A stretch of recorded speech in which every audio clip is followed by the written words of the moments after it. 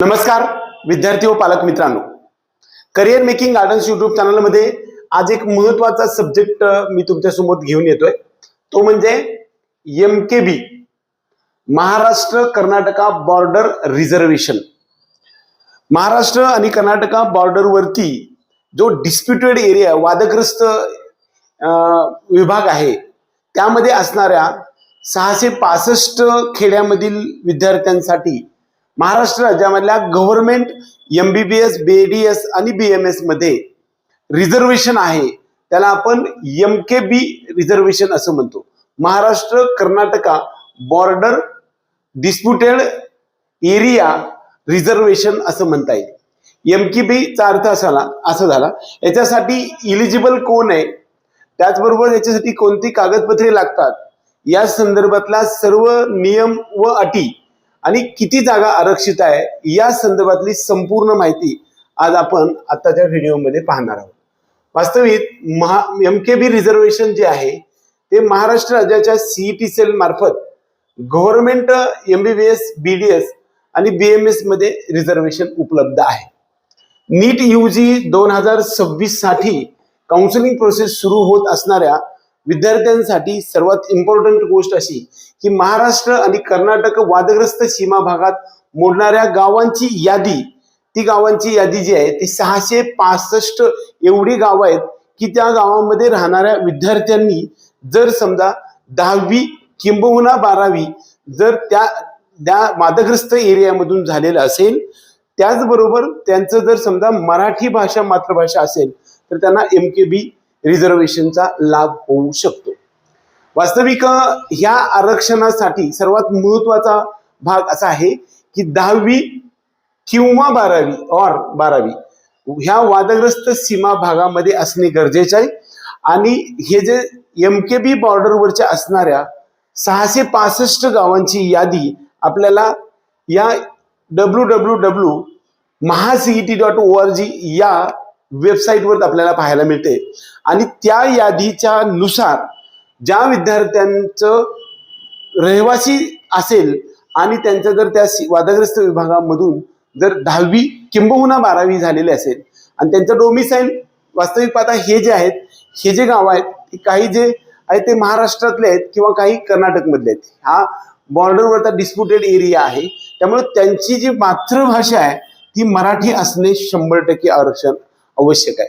आता त्याच्यामध्ये सीट्स किती आहेत तर महाराष्ट्र राज्यामधल्या गव्हर्नमेंट कॉलेजमधील MBBS साठी 8 सीट, BDS साठी 2 सीट आणि BMS साठी 6 सीट्स उपलब्ध आहेत। परंतु ह्या सर्व जे सीट्स आहेत ना ते महाराष्ट्र राज्यामधल्या गव्हर्नमेंट कॉलेजमध्ये फक्त आहे। सेमी गव्हर्नमेंट किंवा विना अनुदानित ह्याच्यामध्ये रिझर्वेशन MKBचं उपलब्ध नाही। एकंदरीत या सर्वांसाठी महिलांसाठी समांतर आरक्षण सुद्धा उपलब्ध आहे। आता समांतर आरक्षण म्हणजे काय तर 30% जो कोटा आहे तो हॉरिझॉन्टल आरक्षण जो महिलांसाठीचं 30% आहे ते या ठिकाणी उपलब्ध आहे। म्हणजे 8 सीट मधले कमीत कमी 3 सीट हे महिलांसाठी राखीव आहे।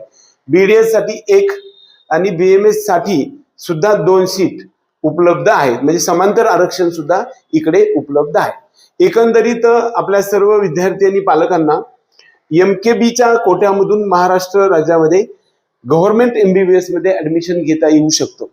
याचा कट ऑफ किती असू शकतो किंवा त्याच्यासाठी डॉक्युमेंट्स काय लागतात, या डॉक्युमेंट्स मध्ये महत्त्वाचं म्हणजे तुमचं डोमिसाईल सर्टिफिकेट पाहिजे आणि हे डोमिसाईल सर्टिफिकेट जे आहे ते तुम्ही ह्या वादग्रस्त भागामधून असलं पाहिजे। तुमचं 10वीचा शाळा सोडल्याचा दाखला किंबहुना 12वीचा शाळा सोडल्याचा दाखला जो आहे ह्या दोन्हीमध्ये ज्या वादग्रस्त भागातल्या 665 खेड्यामधील तुमचं गाव असणं आवश्यक आहे।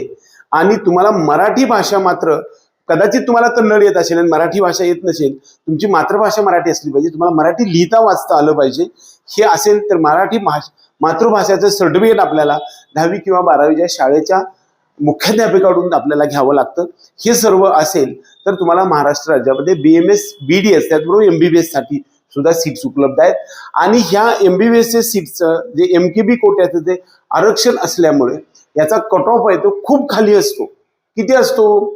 प्रायव्हेट कॉलेजच्या अगदी जवळपास असतो।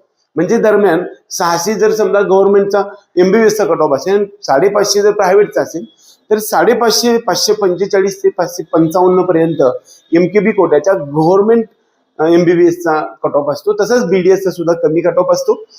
त्याचबरोबर BMSचा सुद्धा MKB कोट्यामधला कट ऑफ कमी असतो. एकंदरीत Maharashtra Karnataka disputed area border reservation या संदर्भामधील आपण नीट UG 2026 साठी जे रिझर्वेशन उपलब्ध आहे त्या संदर्भातला डिटेल व्हिडिओ बनवण्याचा प्रयत्न केलाय. कदाचित हा व्हिडिओ आवडला तर व्हिडिओला लाईक करा. त्याचबरोबर आपल्या चॅनलला सबस्क्राईब करून अवश्य चॅनल हा बेल आयकॉन दाबा. आपल्या पेड काउन्सिलिंग प्रोग्राम मध्ये यायचं असेल तरी सुद्धा डिस्क्रिप्शन बॉक्समध्ये दिलेल्या नंबरवरती संपर्क करू शकता. जय हिंद, जय महाराष्ट्र.